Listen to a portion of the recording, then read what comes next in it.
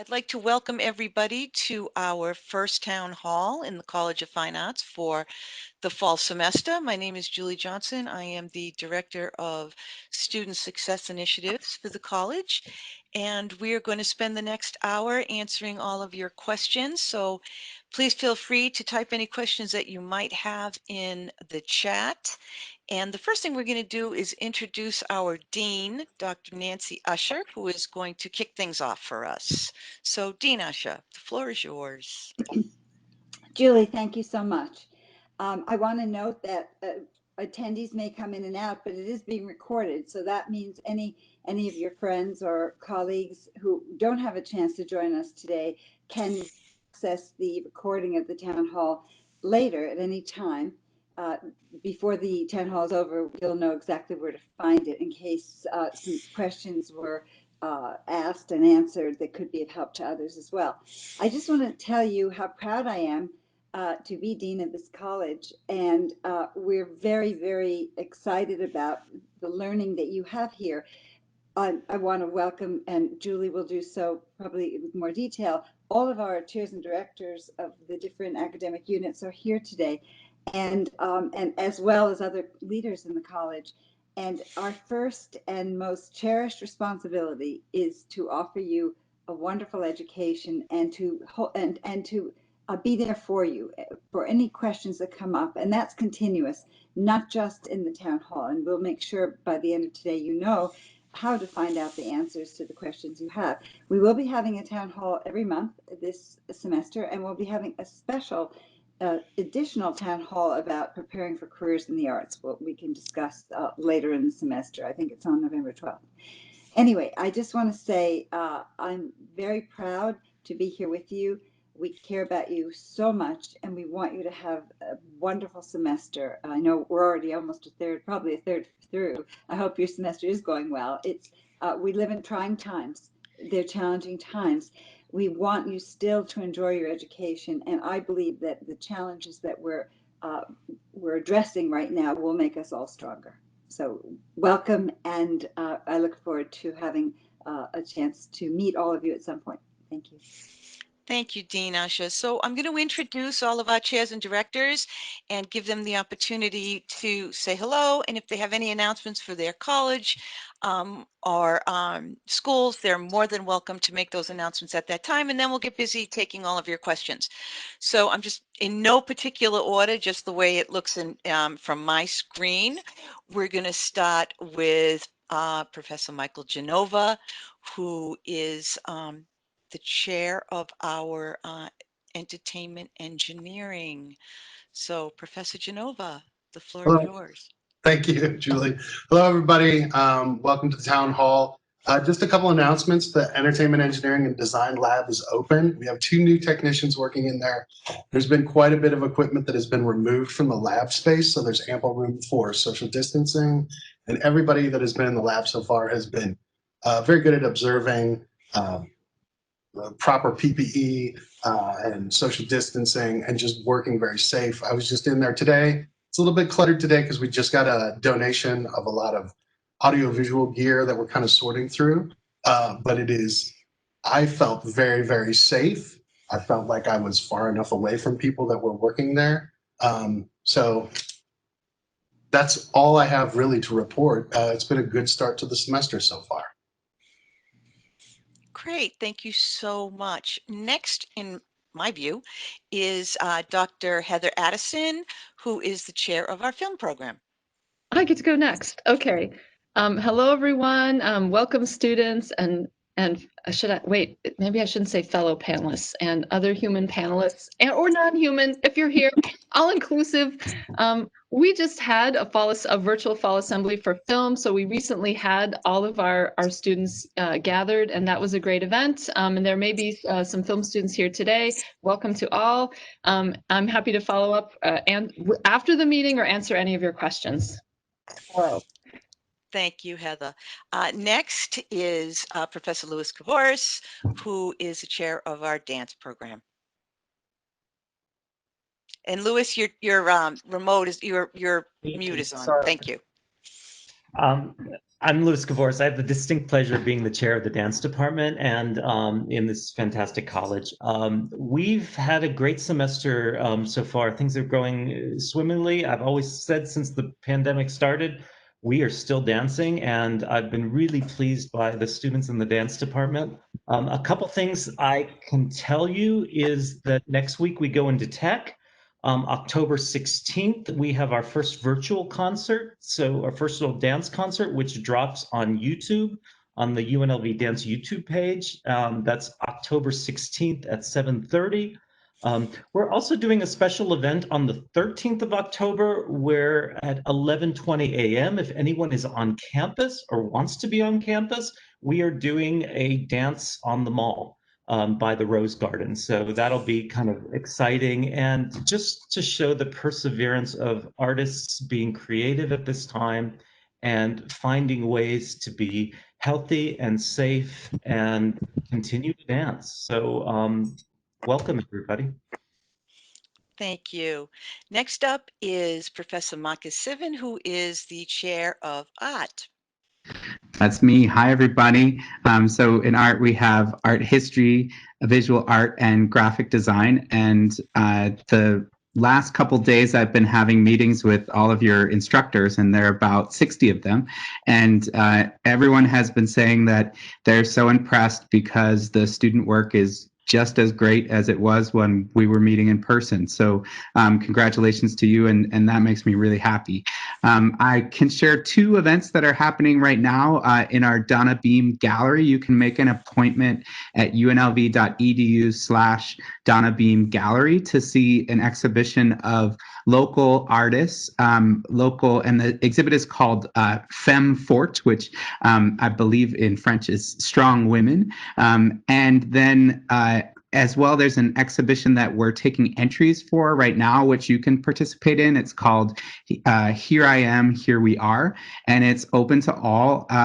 The submissions we're seeking are artworks inspired by the experiences of first-generation university students, but you don't have to be a first-generation university student yourself to participate. And we'll feature the selected submissions online. And so you can get more information about that at following us on Instagram at UNLV The Ear, UNLV THEEAR. That's what I got for now. Thank you very much.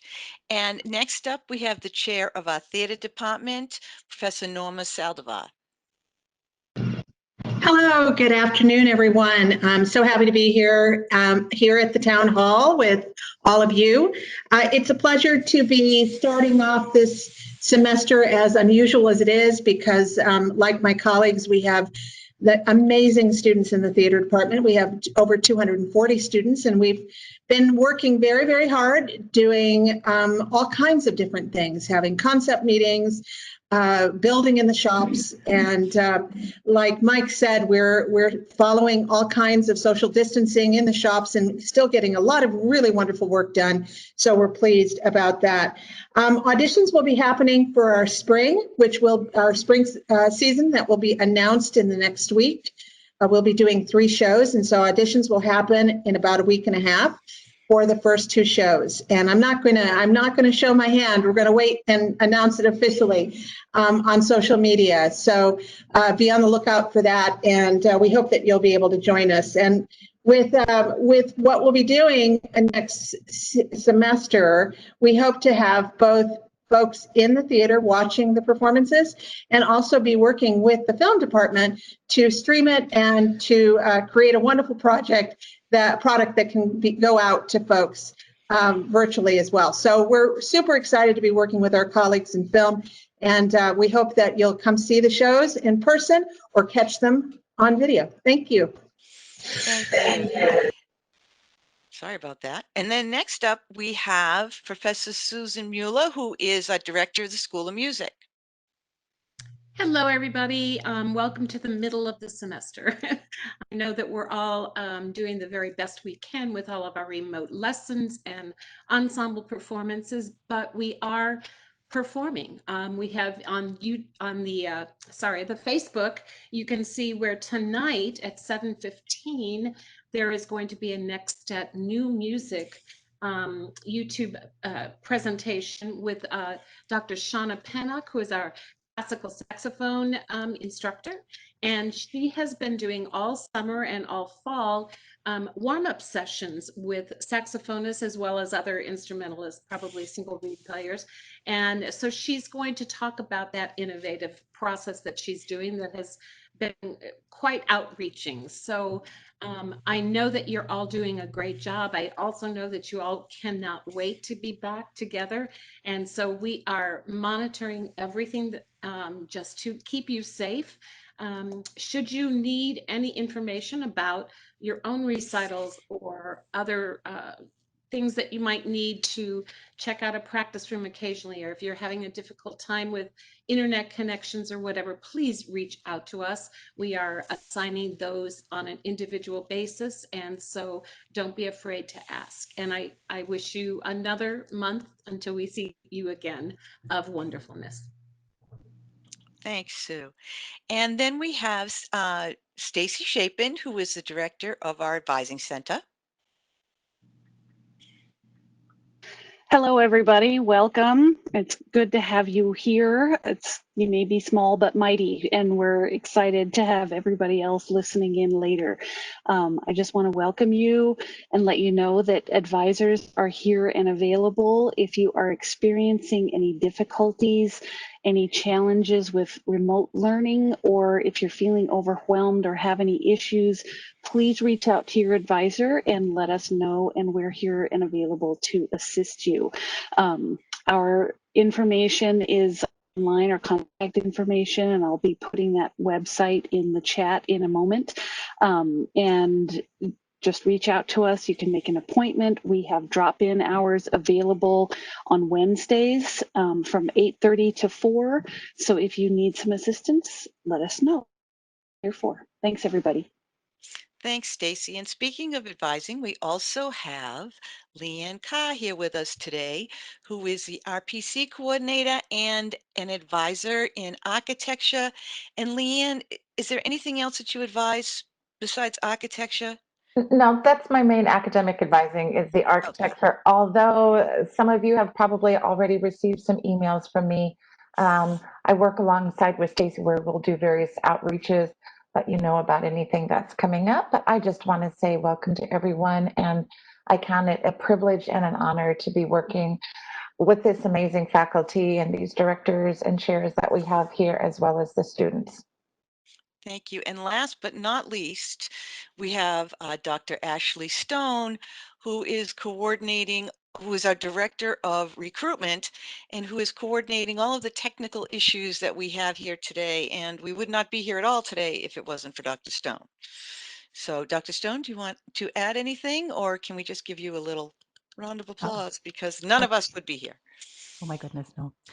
Thank you for that. And I just want to say, if you have questions, please don't be shy about putting those into the chat. I'll make sure the panelists get them. Yes, and speaking of questions, we have several questions that were sent in ahead of time. However, since we did have one brave soul who started things off by typing in a question, we're going to start with that one. And I do believe that this one, although it is directed at art, I think we're going to start it with Marcus, but then we'll see if anybody else on the panel wants to take a shot at it. And here it is. This person says, I am nervous about returning to higher level in-person classes after working on my artistic skills at home during this time. What can students expect when we return to in-person instruction, and will professors take online instruction into consideration when we return? Can I say something brief, because Yes, I'm ma'am. not a specialist like all of our wonderful leaders in the way they have expert knowledge in their disciplines. But I think the word that we're all going to practice, the way forward we're all going to practice, at least for the next year, is flexibility. We are here for you, the students. Our job is to make sure your education is just as wonderful and exceptional and fantastic as it can be, and that you're enjoying the learning that you have. And so I would say we're going to have lots of case-by-case bases, in addition to having policies that will guide us. And our policies will be guided by the epidemiologists, by the governor, by NCHI, by the leaders of the university.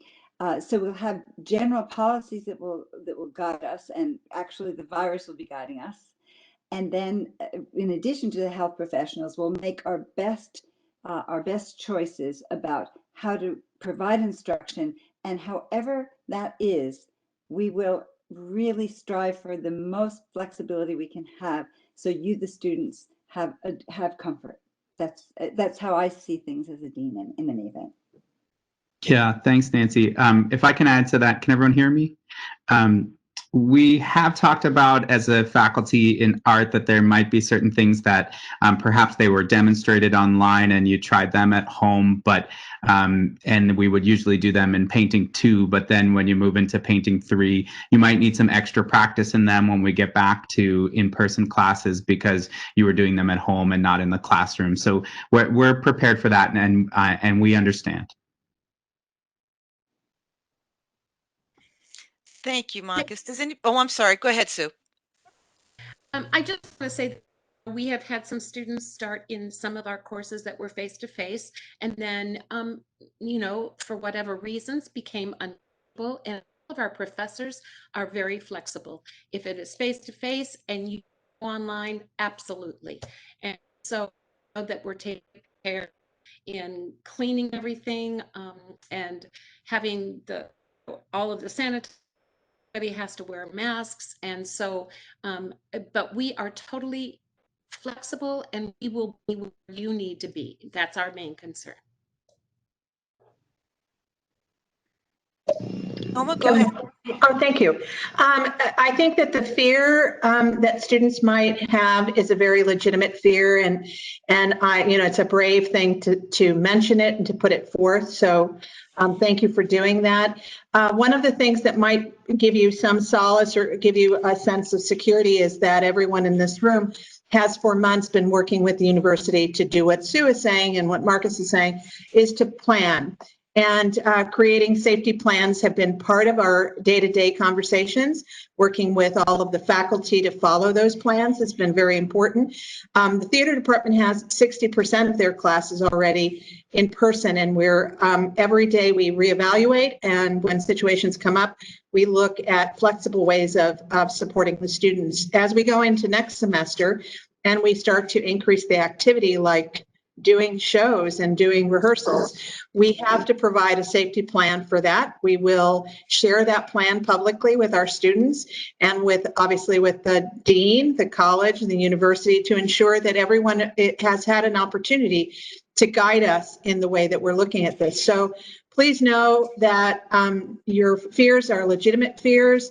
We are working every day to make sure, as everyone is saying here, to support the process and to be flexible. And so as far as theater students are concerned, we're very proud of the progress that we've made, of the things that we have experienced that actually work to keep everyone safe, and we'll keep building on those. Thank you. Thank you. Would anyone else like to add anything to this question?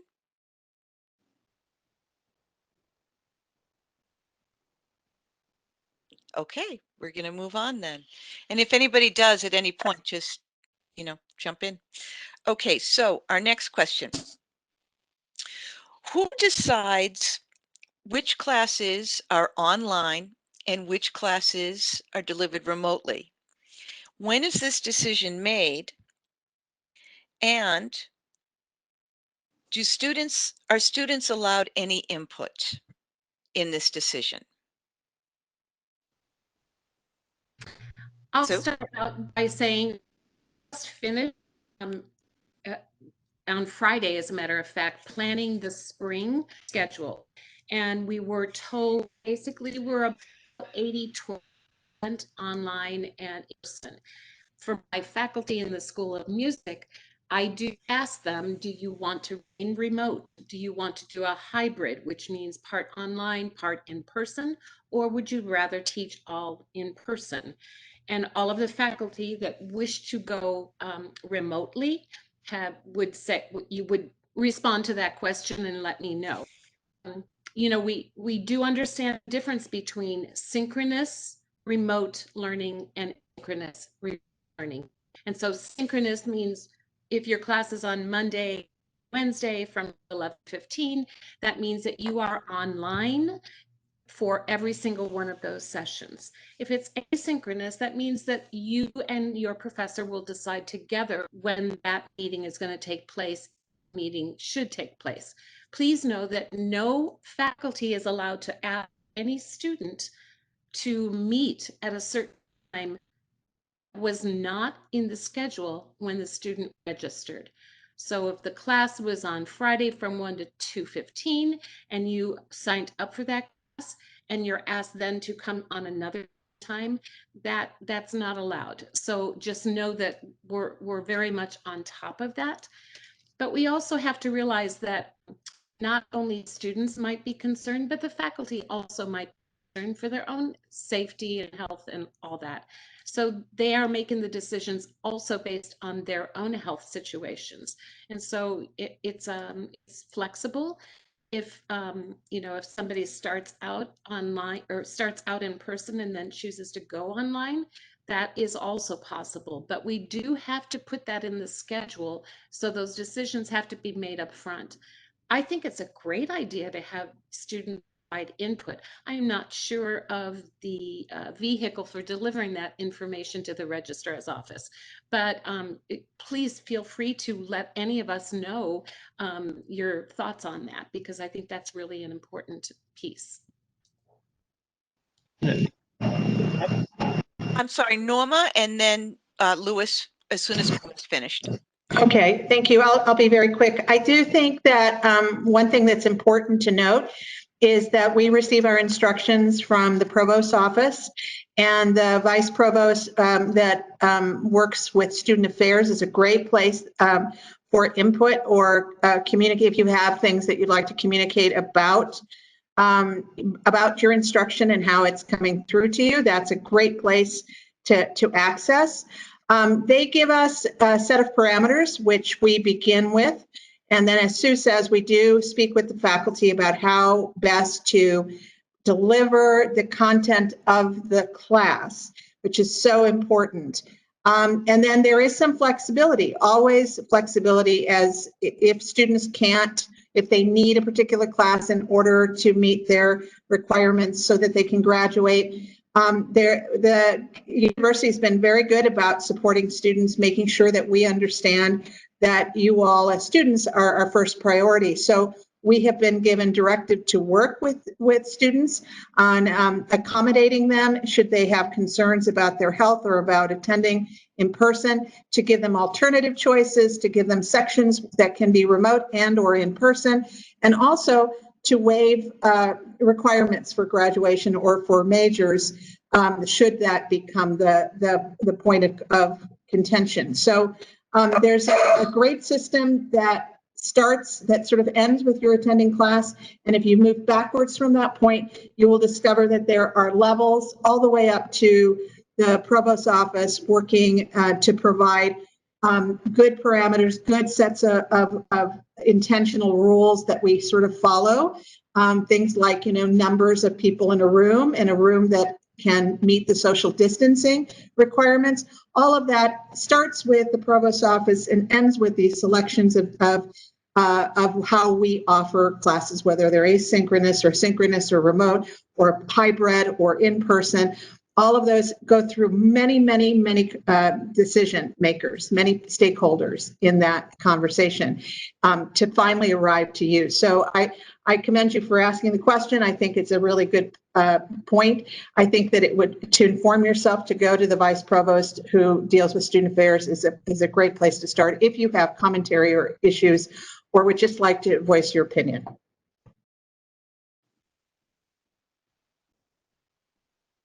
Thank you, Norma. Louis?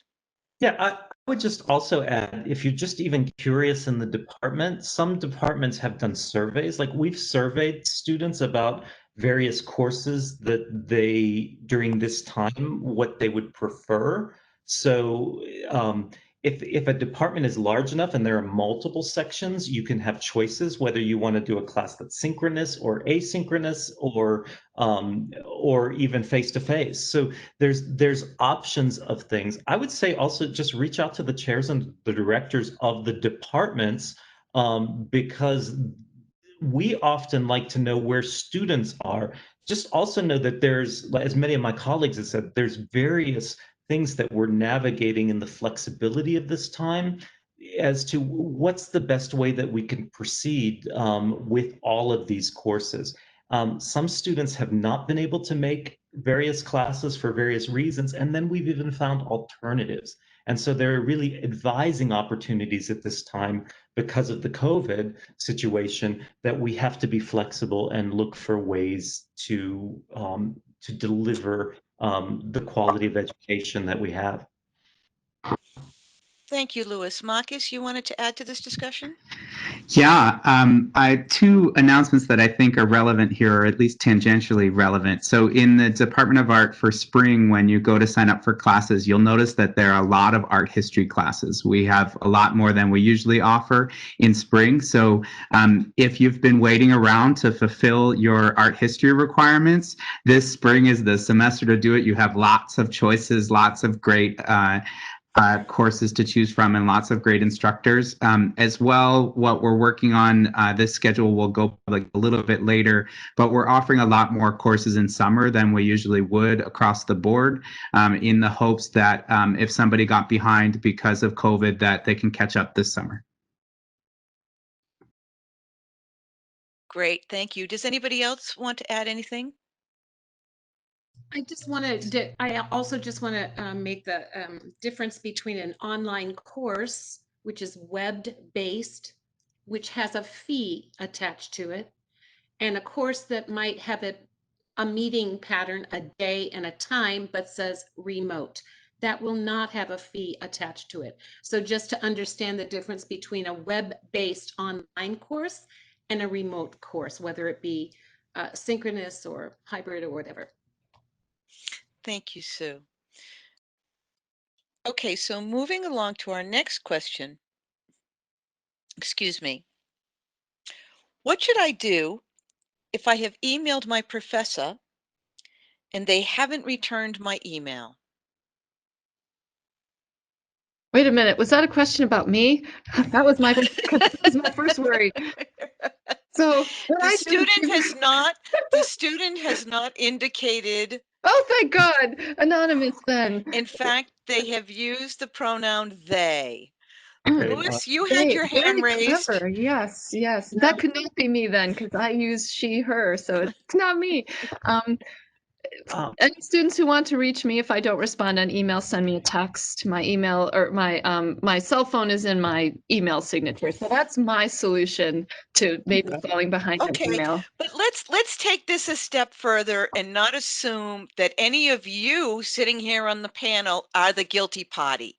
So let's assume that it is a faculty member that's not sitting here.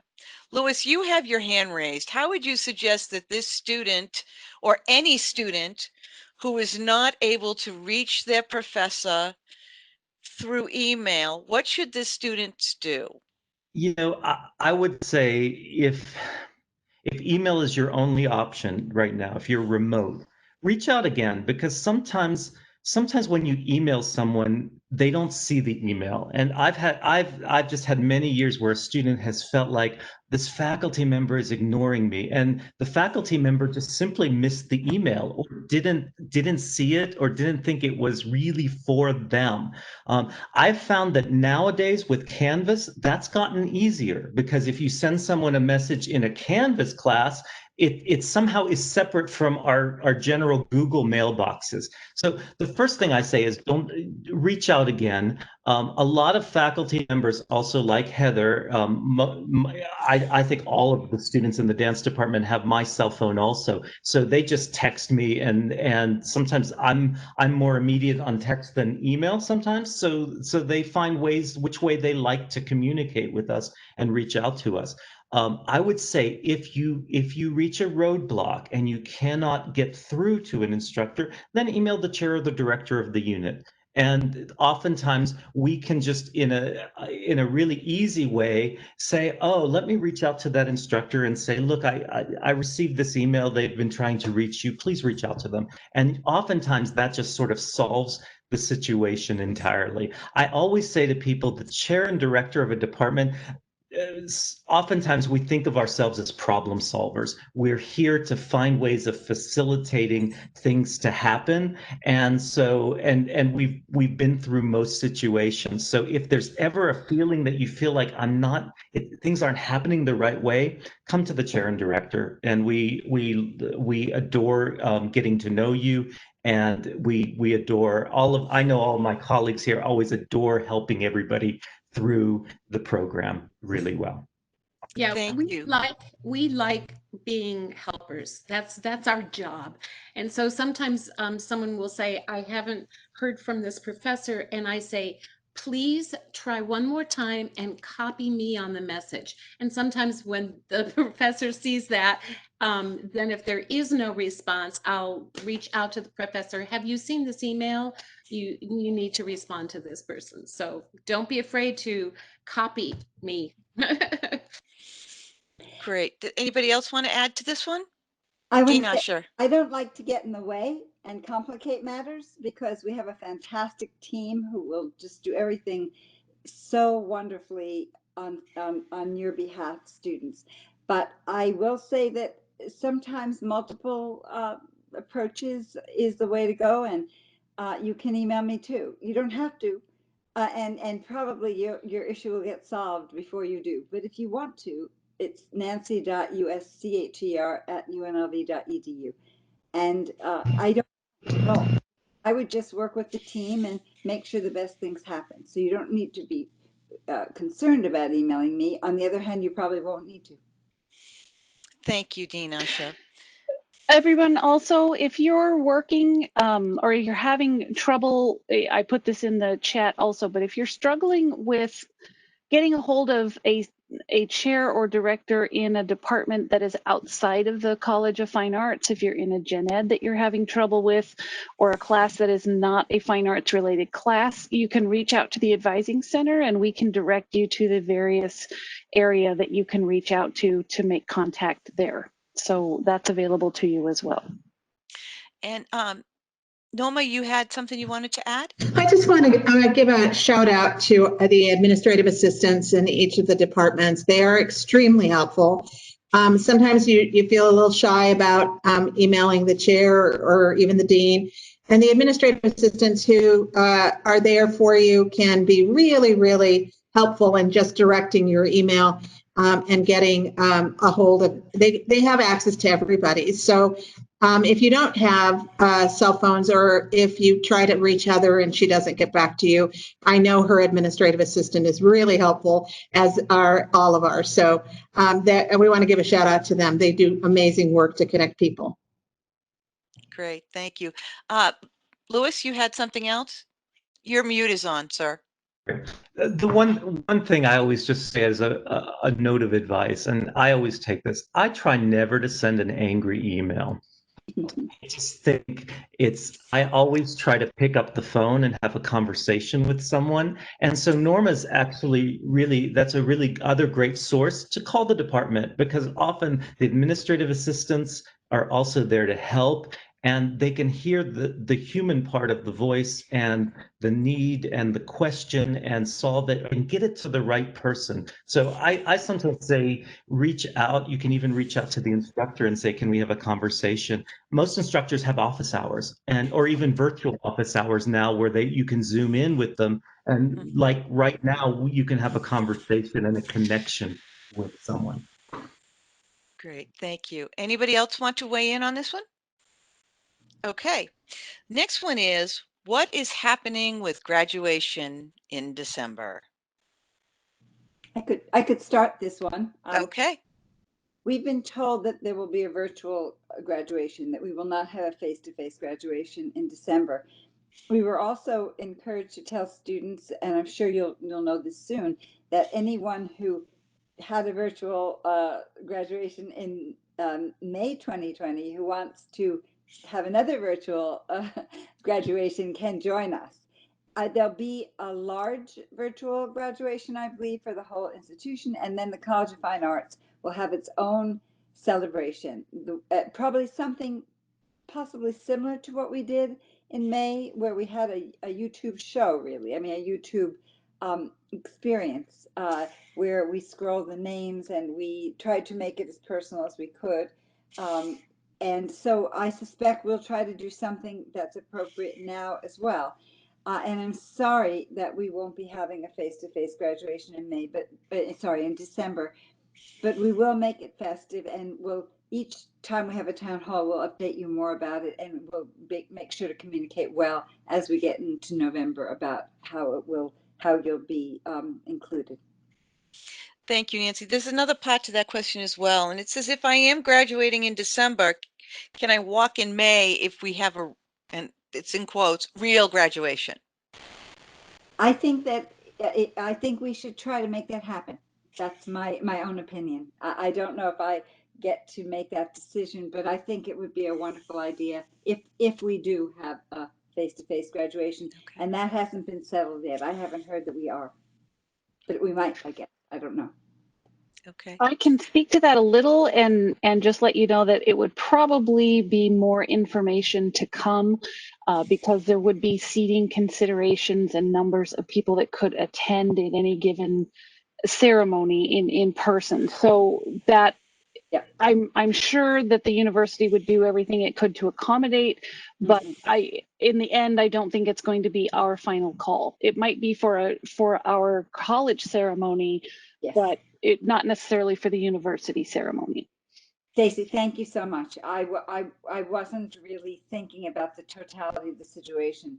I think it is probably too soon to know, and there will indeed, even at that point, if it's face-to-face, there will be definitely social distancing and mask considerations, even at that point, I'm sure. So I think it's just, we'll have to wait and see. But thank you for the question.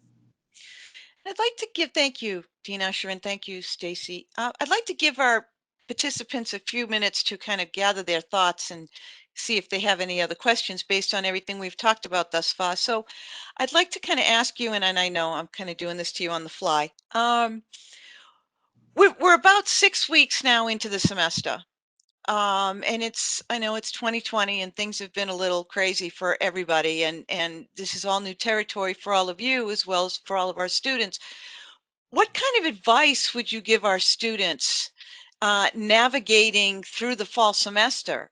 For the rest of the semester, a lot of them are struggling with trying to balance this online kind of life that they've never had before with trying to learn new technology and handling a very unstructured life, if you will, with these classes that meet and don't meet, and they have to kind of figure everything out on their own, if you will, and do their homework whenever they feel like it and get online, and they can take their classes at 3 o'clock in the morning if they want to, or whenever, and maybe they have to meet synchronously for 3 hours once a week. And what kind of advice would you give them? Leanne? I usually don't say much in these, but there would be two things that I would say to you. First of all, reach out. Reach out for help and don't be afraid to reach out. That's what we are here for. If you don't know what to do or you don't even know who to reach out to, talk to your advisor. We'll get you in touch. There are many facets of resources on campus with everybody willing to help. Don't feel bad about it. I keep telling people the most successful people are those that will take advantage of all the resources that are there. So reach out and know that you're not alone. We're here. Thank you. Who else had Sue? And also, I just want to kind of make all of us aware that not only are students having a difficult time with this, but this is new for many instructors as well.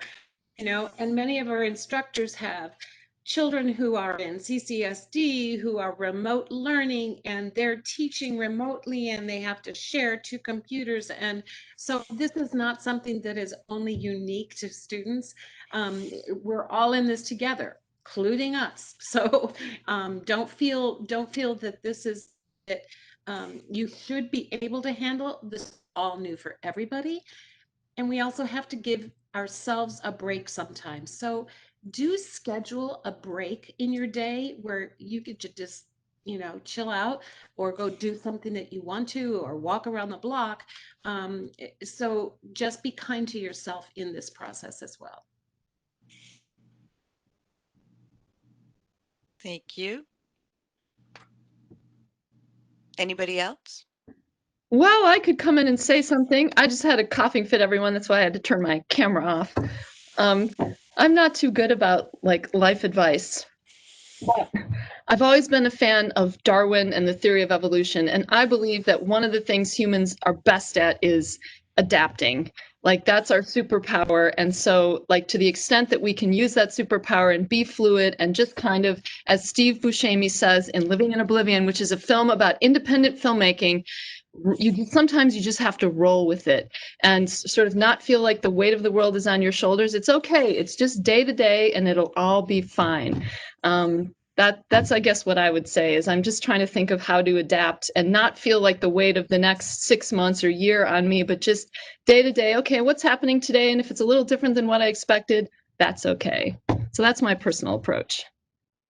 Can I say something? You most certainly can. I think it's really important. A lot of teachers are really struggling to get the lessons to the students, and we understand it's difficult for the students to receive those lessons. When you approach your teacher in an email or a phone call, just give them a couple different options. Either ask for a meeting online or just ask for them to clarify something that they discussed in class in the next class meeting. That way it gives them a little bit more time to think about it, to prepare. And I don't know. We used to have these things called office hours. I don't really have office hours anymore. I just meet students all the time. I mean, it doesn't matter what time of day. I've had students contact me at 8 o'clock at night, 9 o'clock at night. I'm here to help students understand what they need to understand. And I think that all teachers feel that way. Don't hesitate to reach out. Thank you. Stacy? A couple of tips that I'd also like to offer to our students. One, I've put in some websites in the chat that just have some more connections to student assistance. And a couple of tips that I have. One, check your email every day, your Rebel Mail email.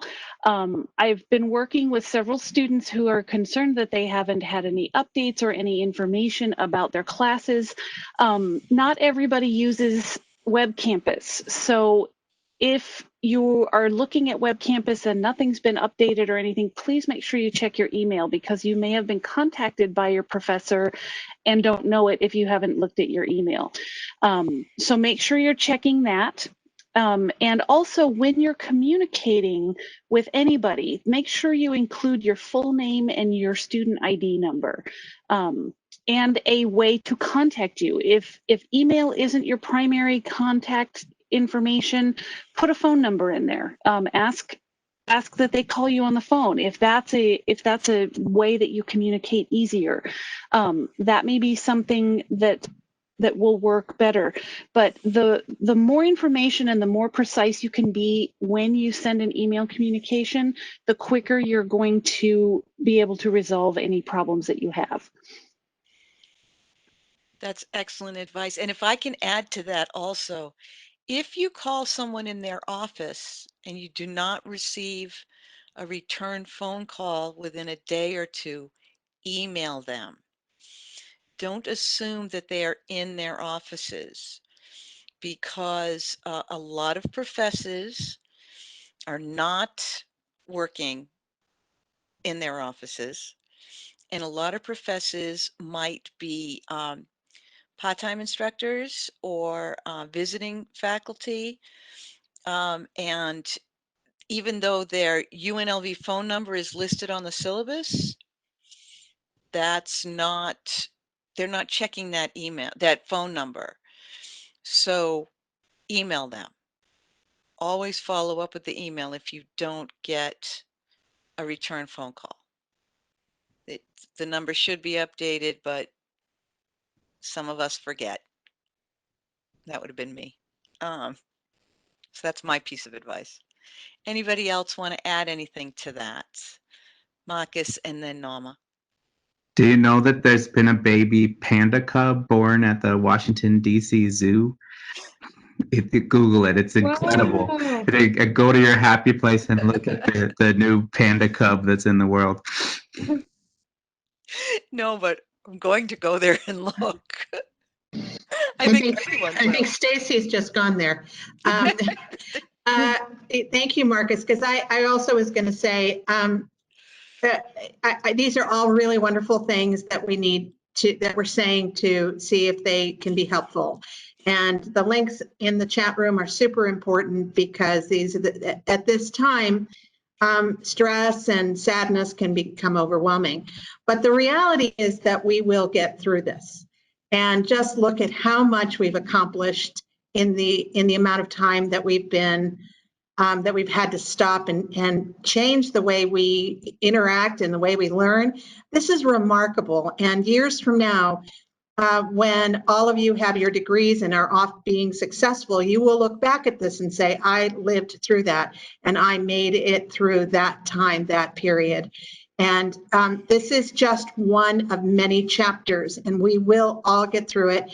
And communication, staying open, staying connected, not being afraid to reach out to your professors and the advisors who are sitting here, the chairs, the dean, everyone, the health center, the wellness center, all of these people, the DRC, everyone is here to support you on your journey. And it is ultimately yours, and you are doing a great job of it. And those moments when it gets dark and hard to deal with are small moments. And I think that the advice of getting up and moving and getting away from the computer and taking care of yourself and finding those ways to embrace just the bravery and the effort that you're making to do this. I'm so taken by what Professor Genova says about students calling, connecting with him at 8 o'clock at night. That takes a lot of gumption, and well done for students who do that. So I just want to be,